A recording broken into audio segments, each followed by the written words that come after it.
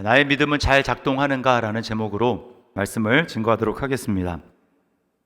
가만히 보면 세상에 살아가는 모든 사람들은 다 믿음으로 살아갑니다.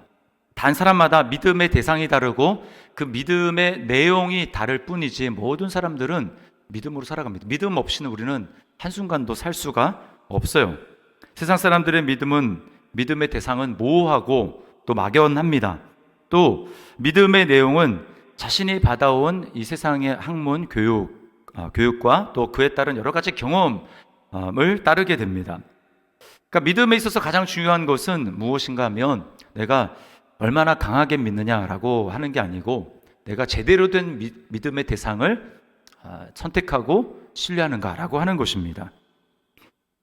여러분 1990년대 이제 그때 우리나라에 많은 사건들이 있었지만 그 중에 큰 대형 사고, 안전 사고가 두 개가 있었습니다. 혹시 기억하실지 모르겠어요. 성수대교가 붕괴했고 그리고 삼풍백화점이 무너져 내렸습니다. 여러분 그때 제가 이제 대학교를 다닐 때였는데 뉴스를 보고 굉장히 충격을 받았습니다. 야, 이런 일이 실제로 현실에서 일어나는구나. 너무 이제 비참한 일이었습니다. 여러분 거기 참사를 당했던 사람들, 거기 피한 사람들 있었지만 그 사람들은 다 믿음으로 똑같이 평상시와 똑같이 그 다리 위를 지나갔을 겁니다. 그리고 그 백화점을 들어갔을 거예요. 어떤 믿음이요? 이 다리는 안전할 것이다. 이 건물은 무너지지 않을 것이다. 라고 하는 그 믿음을 가지고 들어갔을 겁니다. 그러나 그들의 믿음은 배반을 당한 거죠. 왜 그렇습니까? 그 믿음의 대상이 정말 확실한가? 라고 하는 그 믿음의 대상이 이제 잘못된 것이죠. 그리스도인들, 저와 여러분들이 믿음으로 살아갔다라고 할 때 우리의 믿음의 대상은 누구입니까? 자, 대답하십시오. 누굽니까? 네, 우리 예수 그리스도, 하나님이 우리의 믿음의 대상이에요. 자, 그렇다면 믿음의 내용은 뭡니까? 믿음의 내용. 성경에서 말씀하고 있는 하나님에 대해서, 예수 그리스도에 대해서 증언하고 있는 기록된 그것이 우리의 믿음의 내용이어야 합니다.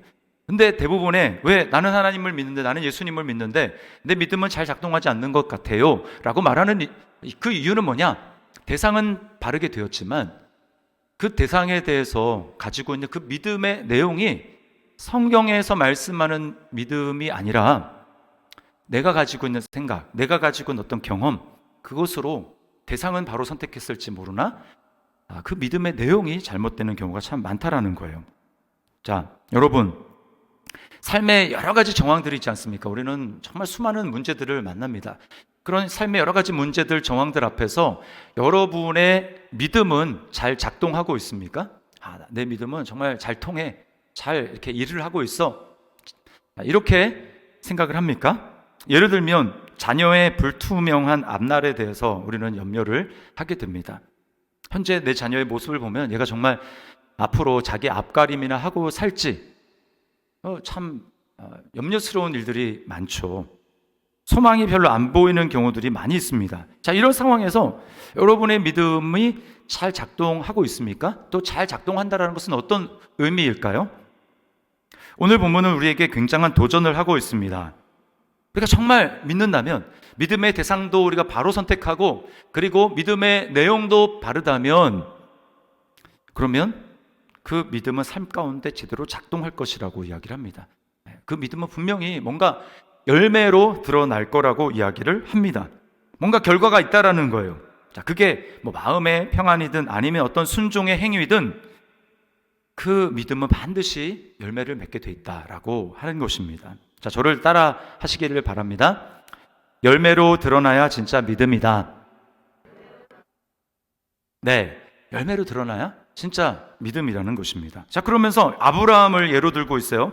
21절에 이렇게 이야기를 합니다. 우리 조상 아브라함이 그 아들 이삭을 제단에 바칠 때에 행함으로 의롭다 하심을 받은 것이 아니냐. 자, 이 야고보 사도는 아예 그냥 까놓고 행함으로 의롭다함을 받았다. 우리는 분명히 믿음으로 의롭다함을 받았다 이렇게 알고 있죠. 근데 야고보 사도는 뭐라고 합니까?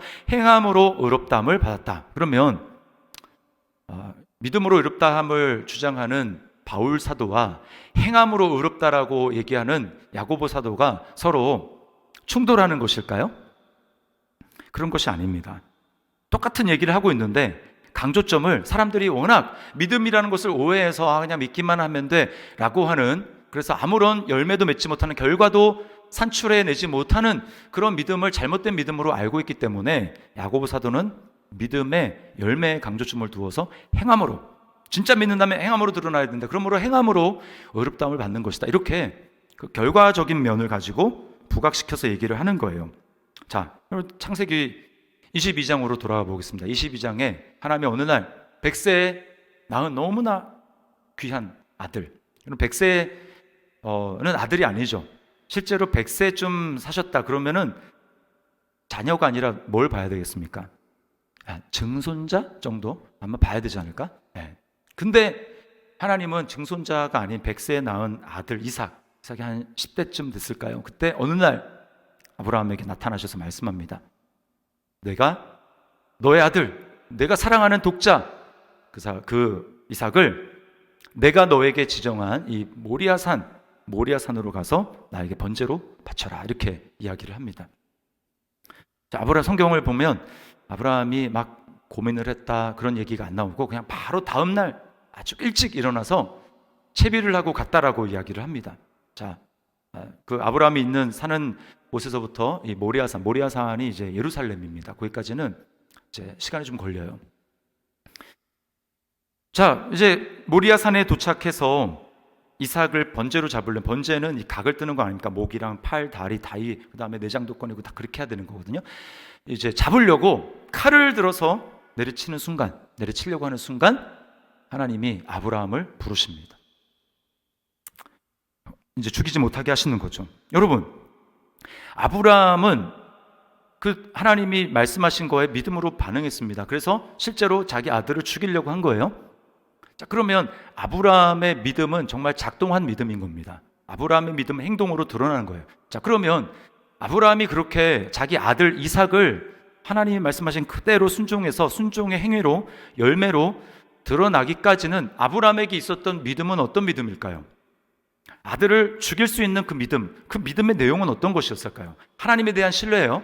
하나님을 믿기 때문에 그렇게 했겠죠. 그럼 하나님에 대한 믿음의 내용, 믿음의 그 신뢰의 내용은 무엇이겠습니까? 죽은 자도 살리는 믿음.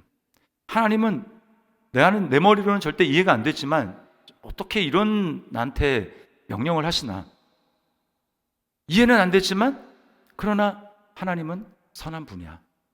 하나님이 죽은 내 몸, 그리고 완전히 생리가 끊어져서 출산을 할 수 없는, 출산에 있어서는 죽은 몸과 다름없는 내 안에 90세가 된 사라의 몸을 통해서도 하나님이 불가능과 같은 아들을 낳게 하시고 내게 그 약속을 이루어 주신 하나님이라면, 하나님은 분명히 그렇게 하실 일이 없는, 내가 이해는 안 됐지만 그러나 하나님께는 뭔가 생각이 있으실 것이고, 만약에 내 아들을, 왜냐하면 그 아들이 죽는다라는 것은 하나님의 약속, 내 후손이 바다의 모래같이 하늘의 별처럼 많아질 것이다 라고 하는 이 하나님의 약속이 이루어질 수 없는 거잖아요. 이 아이를 통해서 하나님 이루신다고 하셨는데 하나님이 뭔가 다른 대안이 있으시겠지. 만약에 혹시 죽는다 할지라도 하나님은 죽은 몸을 통해서 아들을 낳게 하신 하나님이라면 죽은 아들도 살리실 수 있다. 그리고 그 하나님은 악한 하나님이 아니라 선한 하나님이시다 라고 하는 그 믿음을 가지고 그렇게 행했다는 것입니다. 그런 분명한 믿음이 있을 때 그것이 행동으로 나타난다라는 거예요. 자, 근데 하나님이 선한 분인 걸 믿는다고 했습니다. 그리고 하나님은 악한 분이 아니고, 그리고 죽은 아들을 살릴 수 있다라는 것도 믿었어요. 그런데 하나님의 말씀대로 행하지 않았습니까? 행하지 않았습니다. 그러면요, 그것은 실제로는 믿지 않는 겁니다. 실제로는 믿지 않는 거예요. 여러분, 우리는 믿음이라는 걸 잘 생각해 봐야 합니다. 아브라함은 분명한 믿음을 가지고 있었어요. 우리는 이런 걸 보통 믿음이라고 생각합니다. 우리 속에 어떤 정보가 들어옵니다. 어떤 지식이 들어옵니다. 하나님에 대한 정보, 하나님에 대한 지식 딱 들어와요. 그러면요, 그게 믿음으로 작동하기까지는 그냥 우리 머릿속에 떠다니는 정보에 불과합니다. 이거는 아무런 능력이 없어요. 근데 어떨 때 능력을 발휘하냐면 그 떠다니는 정보를 내가 탁 잡아가지고 믿음으로 탁 캐치를 해서 그것을 내 삶 가운데 끌어들여서 내가 순종하며 나아갈 때 그 내가 붙들었던 하나님에 대한 지식, 성경에 대한 어떤 말씀, 어떤 특별한 구절, 그 말씀이 내게 실제 삶 가운데 나타나는 거예요. 근데요, 머릿속으로 이렇게 떠다니는 지식, 하나님은 이래, 하나님 이런 분이야, 또 성경 말씀에 이런 말씀이 있지 라고 하는 그 지식은, 그것은 믿음이 아니라는 거예요. 여러분, 아는 것은 믿음이 아닙니다. 머릿속으로 끄덕끄덕하며 동의하는 것은 믿음이 아닙니다. 우리는 얼마나 내 삶 가운데 하나님이 우리에게 믿음으로 살기를 바라시지만, 실제로 알고 있지만 알고 있는 것을 믿음으로 착각해서 실제로는 작동하지 않는, 어떤 영역에 있어서는 전혀 작동하지 않는 그런 삶을 우리는 많이 살아가는지 몰라요. 신앙의 성숙이라는 것은 내 속에 굉장히 많이 떠돌아다니는 그 하나님에 대한 지식, 그것을 얼마나 내가 실제로 붙들어서 내 삶 가운데 실현시키는가라고 하는 문제인 것입니다. 구원 얻는 믿음도 마찬가지예요. 성경은 마음으로 믿어 의에 이르고 입으로 시인하여 구원에 이른다라고 말씀을 합니다. 자, 이 말은 이제 세례를 받을 때 세례를 염두에 두고 한 말씀이에요. 자, 세례는 여러 믿음의 사람들을 앞에 증인으로 두고 내가 내 속의 믿음을 입으로 공표하는 것입니다. 예수는 하나님의 아들 그리스도시고 예수님이 내 인생의 주인이십니다 라고 하는 것을 고백하는 것이, 공개적으로 커밍아웃하는 거예요. 혼자만 생각하고 있는 것이 아니라 많은 사람들에게 그것을, 정체를 밝히고 드러내는 겁니다. 자, 근데 그 기록을 했던, 로마서를 썼던 바울 시대에는 로마 황제가 다스리던 시절이었어요. 그때 예수 그리스도를 공개적으로 내가 주인으로 큐리오스라고 부르는 것은 무엇입니까? 그 믿음을 공표한다는 건 뭐예요? 그냥 입으로만 하는 게 아니라 이제 나는 더 이상 황제를 큐리오스라고 부르지 않겠습니다. 황제는 더 이상 나의 주가 아닙니다. 오직 예수님만이 나의 주인이십니다 라고 하는 것을 공개적으로 내가 결단하고 선언을 하는 것입니다. 그리고요, 그 당시에 대부분의 사람들은 태양신을 섬겼습니다. 이 세례를 받기 전에 어떻게 하냐면, 내가 전에는 태양신을 섬겼지만 태양신을 섬기던 신을 향해서 저주를 하고요, 그리고 이제는 내가 하나님만을 위해서 하나님께 살겠습니다, 그렇게 결단한다라고 하는 거예요. 여러분, 예수를 믿음으로 주님이라고 고백하는 그 고백은 단지 그 당시의 마음과 입술만의 문제가 아니었다라는 겁니다. 예수가 주인이시기 때문에 이제 내가 섬기던 것을 버리겠다, 그런 행동과 결단이 따라온 거예요. 만약에 그 속에, 오늘날도 이슬람권에서는 그런 일들이 참 많습니다. 그래서 예수님을 받아들였다고 했는데 나중에 배교를 해서 그 안에 믿음의 공동체 안에서 예수를 믿었던 사람들에 대해서 밀고를 합니다. 밀고를. 그렇게 되면 완전 그 발칵 뒤집히고 거기에 참여했던 사람들은 목숨이 위험할 수 있는 그런 처지에 있는 것이죠. 이런 일들이 있을 수 있는 거예요.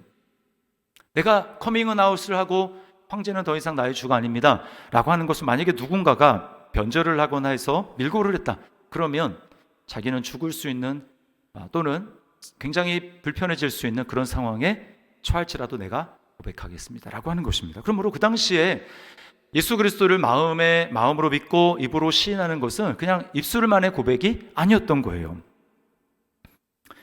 데살로니가 교회 성도들의 믿음에 감격한 바울 사도의 진술도 똑같습니다. 데살로니가 전서 1장 9절 하반절과 10절 말씀 보세요. 이렇게 얘기합니다. 너희가 어떻게 우상을 버리고 하나님께로 돌아와서 살아계시고 참되신 하나님을 섬기는지와. 자, 하나님을 섬기는데 그냥 하나님을 섬기는 게 아닙니다.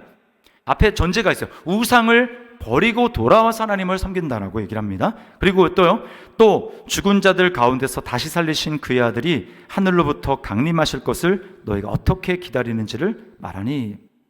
이제 예수 그리스도가 실제로 믿기 때문에 그 주님이 하늘로부터 재림하신다고 하는 것을 믿고 기다리는 삶을 실제로 살아가더라는 거예요. 그들의 믿음이 지금 삶 가운데 작동하고 있는 겁니다. 열매로 드러나는 것이죠. 여러분, 예수님이 나의 주인이시고 예수님이 가장 귀한 분입니다 라고 한다면 그 말은 뭡니까? 그 고백이 실제로 삶으로 드러난다는 건 어떤 거예요? 내가 다른 것을 더 귀한 것으로 여기지 않겠습니다. 이제 다른 것들은 나에게 내 인생에 큰 의미가 없습니다 라고 하면서 그것을 버릴 수 있는 것, 그것부터 돌이킬 수 있는 것, 이게 믿음인 거예요. 그래서 94장인가요? 그 세상 즐거움 다 버리고 세상 자랑 다 버렸네. 왜 그렇습니까? 주 예수보다 더 귀한 것은 없네. 그러니까 이 고백과 삶이 같이 가는 거예요. 그게 믿음이 작동하는 삶인 겁니다. 근데 예수님이 가장 귀한 분입니다, 예수님이 주인입니다 라고 했는데 실제로는 버리는 것도 아무것도 없고 내 삶의 믿음으로 말미암아 나타나는 열매도 아무것도 없다. 그러면 우리의 믿음은 점검해 봐야 되는 겁니다. 나는 믿음으로 살고 있는가? 정말 나는 믿고 있는가? 우리는 자신의 믿음을 점검해 봐야 한다라는 거예요. 자, 그러면 구체적으로 내 삶에서 정말 믿음이 제대로 작동하는지 작동하지 않는지를 알려주는 그 계기판이 뭘까요? 그 계기판이 있다고 얘기를 해요. 자, 그것이 뭘까요? 많은 믿음의 선배들은 이 부분에 대해서 우리 영혼의 감정이라고 표현을 했습니다. 우리 영혼의 감정. 근데 감정을 잘 살펴보게 될 때 지금 내 믿음은 제대로 작동하고 있구나, 그렇지 않구나 라고 하는 것을 알 수 있다는 거예요. 자, 믿음이 제대로 작동한다. 그러면 이런 감정이 나타납니다. 로마서 14장 17절 말씀을 같이 한번 읽어보겠습니다. 시작.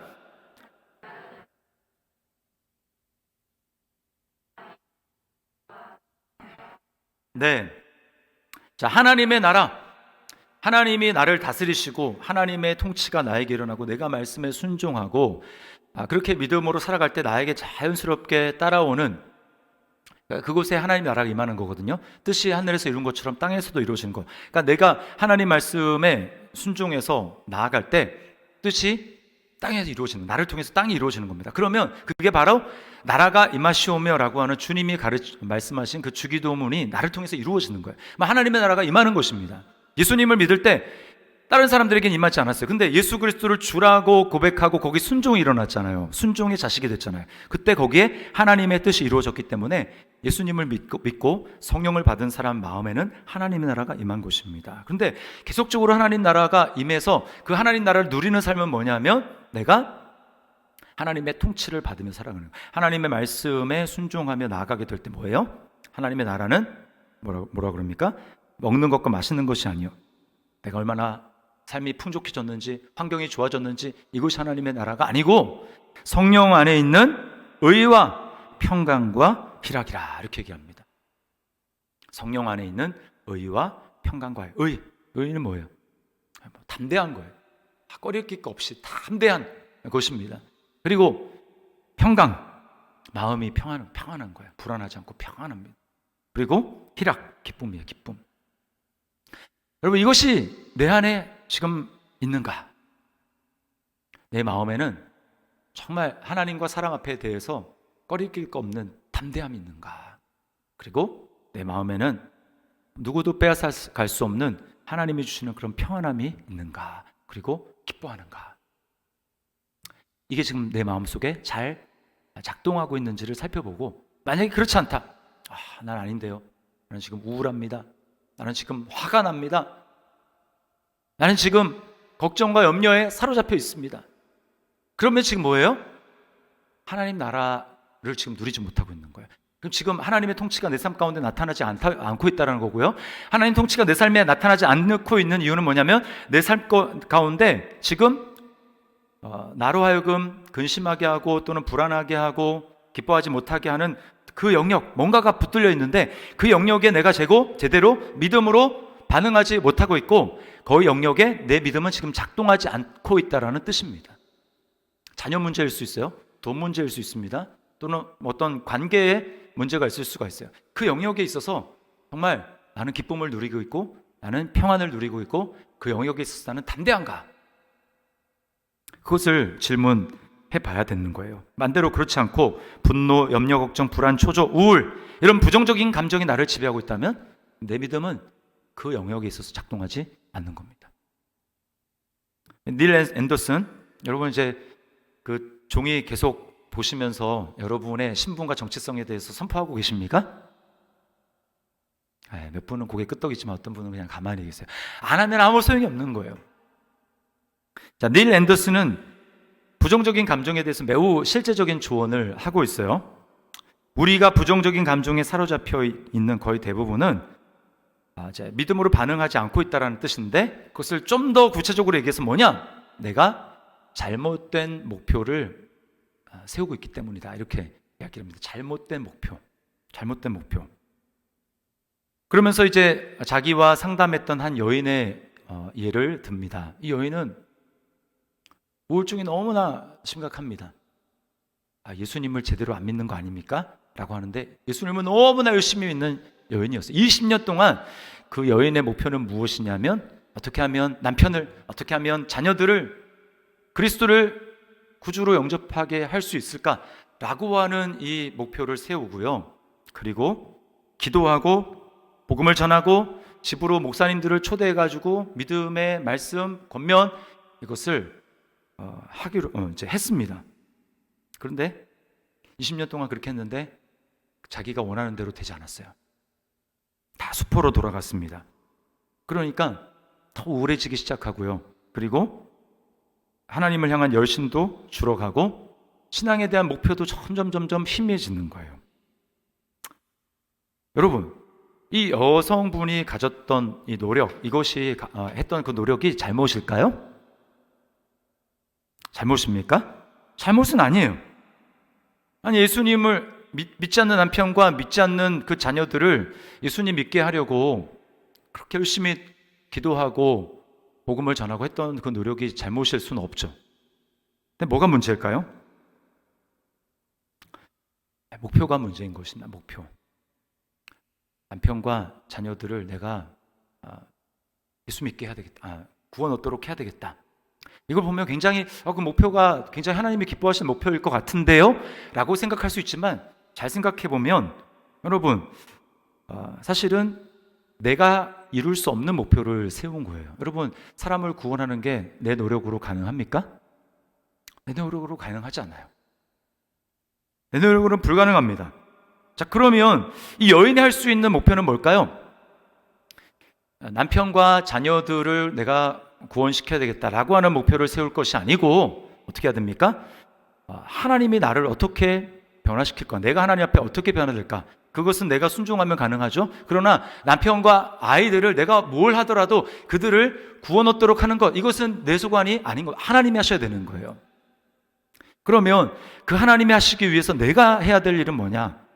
나의 목표, 하나님을 향한 하나님께 대해서 내가 가져야 될 나의 목표는 내가 정말 하나님이 원하시는 믿음의 아내가 되어야 되겠다.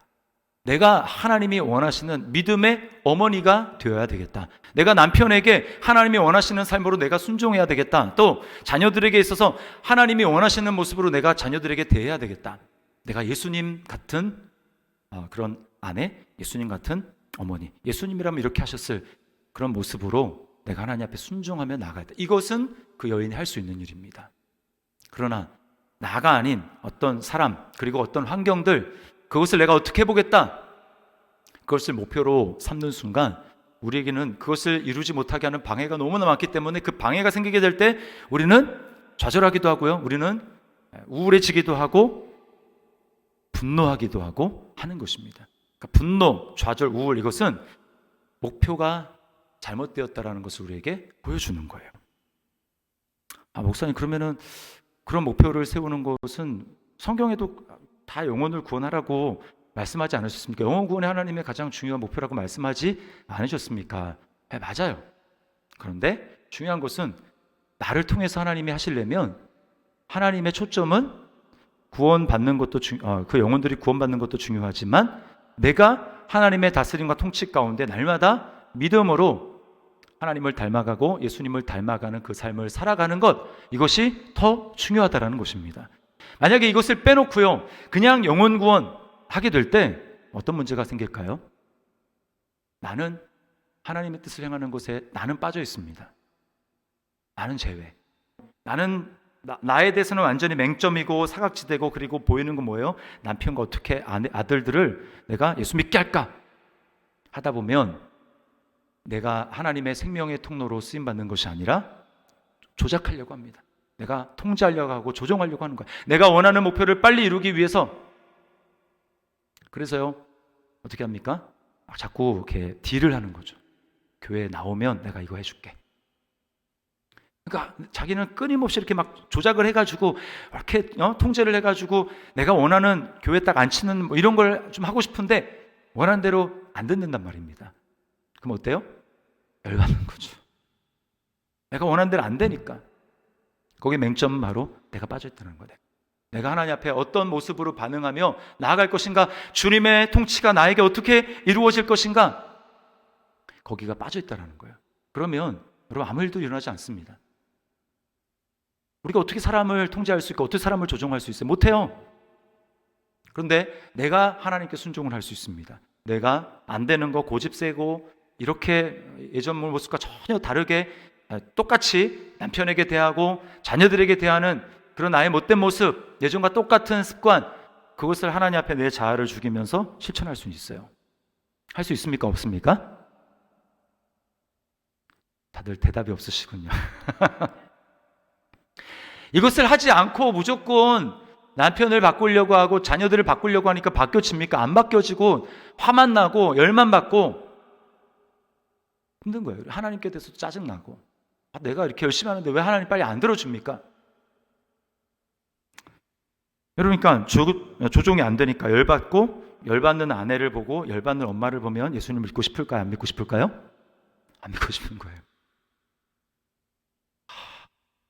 교회에 열심히 가서 기도하고 오더니 왜 더 하네? 아직 저도 다 해본 겁니다. 안 됩니다. 자, 환경을 목표로 삼으면 분노, 염려, 우울 등 해결되지 않습니다. 예를 들어 나는 행복하고 화목한 가정을 만드는 게 내 목표야. 얼핏 보면 굉장히 아주 좋고 그럴싸한, 하나님도 기뻐하실 그런 목표 같죠? 그렇게 대부분 그렇게 되기 위해서 우리가 마음속에 가지고 있는 전제는 뭡니까? 남편은 이런 모습이 되어야 하고, 자녀들은 이런 모습이 되어야 하고, 또 환경은 이러저러야 하고, 그러기 위해서 내가 끊임없이 조종하고 통제하고 내 힘으로 막 해보려고 하는 것입니다. 그것은 나에게 달린 문제가 아닙니다. 저를 한번 예를 들어볼게요. 제가 만약에 이런 목표를 잡았습니다. 수많은 영혼을 구원하는, 하나님이 기뻐하시겠지? 그래, 그러면 더시티 사랑의 교회는 5,000명이 출석하는 교회로 만들어야 되겠어. 5,000명이 출석하는 교회.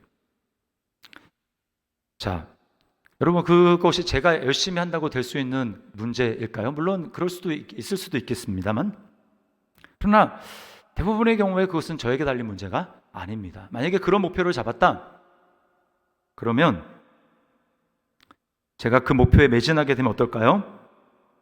5,000명이 출석해야 되는데 성도들이 안 나와요. 그러면 안 나오는 성도들을 제가 사랑하겠습니까? 미워하겠습니까? 대답해 보세요. 사랑하겠습니까? 미워하겠습니까? 내 목표를 이루는데 방해가 되는 거예요. 그러니까 사랑하지 않고 미워하겠죠. 내 목표에 걸림돌이 되는 성도, 도움이 안 되는 성도. 그럼 저는 정작 목표는 그렇게 세우고 그것이 정말 모르겠지만 저는 하나님의 나라를 전혀 누리지 못하는 거예요. 제가 열심히 막 사역을 하고 그런 마음을 때로는 막 누르면서 열심히 사역을 하는데 정작 나는 하나님을 기뻐하지 못하고 나는 감사가 없고 나는 기쁨이 넘치지 못하는 그런 삶을 살아가는 겁니다. 하나님과 전혀 상관없는 삶을 살아가는 거죠. 정작 제 자신에게는 믿음이 전혀 작동하고 있지 않는 겁니다. 여러분 차이를 좀 아시겠어요? 많은 성도들이 잘못된 목표를 가지고 살면서 그것을 도와달라고 하나님께 기도를 합니다. 안 들어주면 하나님은 나를 사랑하지 않는 것 같아 라고 하면서 하나님께 삐집니다. 혼자 삐지고 또 혼자 위로도 받고 북치고 장구치고 다 합니다. 왜 그렇습니까? 잘못된 목표를 가졌기 때문이에요. 어떻게 합니까? 우리의 목표를 바꿔야 합니다. 우리의 목표를 바꿔야 돼요. 그러기 위해서 꼭 필요한 건 뭐냐면 정말 하나님이 진짜로 원하시는 것이 뭔가, 하나님이 정말 원하는 것이 뭔가, 하나님이 정말 원하시는 믿음의 본질이 뭔가, 이것을 우리가 말씀을 통해서 예수님의 모습을 보면서 우리는 알아가고 배워가야 하는 겁니다. 말씀을 읽지도 않고 어떻게 하나님이 진짜 원하시는 것을 알지도 못하고 알 수 있겠어요. 하나님은 이런 걸 좋아하시는구나. 하나님이 이걸 원하시는구나. 그것을 보면서 그것을 자신에게 비추어 그렇게 제대로 된 목표를 세우는 것이죠. 여러분, 우리 삶이 혼란한 이유는 머릿속에 아는 것은 많은데 그냥 떠다니는 지식과 정보에 불과하기 때문입니다. 그러는 동안 실제 내 삶은 전혀 말씀과 상관없이, 믿음과 상관없이 세상 사람들과 똑같이 내가 가진 잘못된 정보에 의해서, 내가 가진 잘못된 지식에 의해서, 하나님에 대한 왜곡된 지식에 의해서 움직여지고, 그래서 내 삶에 전혀 통하지 않는, 그래서 하나님을 점점 더 오해하게 만들고, 하나님 점점 더 오해하고, 안 되는구나. 역시 안 돼. 믿으면 안 되는 거야. 좌절하면서 그것을 강화할 수밖에 없어요. 우리는 더 이상 이런 삶을 살아서는 안 되겠습니다. 여러분, 머릿속에 떠다니는 그 말씀, 하나님에 대한 지식, 그것을 붙들으십시오. 붙들시고 그것을 내 삶 가운데 끌어내려서 그 말씀에 순종함으로 말미암아 내 삶에 실제로 믿음이 작동되는 그러한 믿음이 작동되는 성도, 믿음대로 살아가는 그런 저와 여러분의 삶이 될 수 있기를 주님의 이름으로 축원합니다. 우리 시간 말씀을 기억하면서 가장 중요한 우리가 목표로 삼아야 될 게 있다면 우리가 예수님을 닮아가는 것입니다. 예수님을 닮아가는 것, 내 삶에 날마다 하나님의 나라가 이루어지는 것, 나를 부인하고 내 삶에 하나님의 나라가 이루어지는 것, 예수님을 닮는 것, 이것을 우리의 목표로 삼아야겠습니다. 이 시간 이 찬양, 예수 닮기를이라는 찬양 하나님 앞에 우리의 목표와 우리의 소원으로 삼으면서 우리 찬양, 우리의 고백으로 드렸으면 좋겠어요.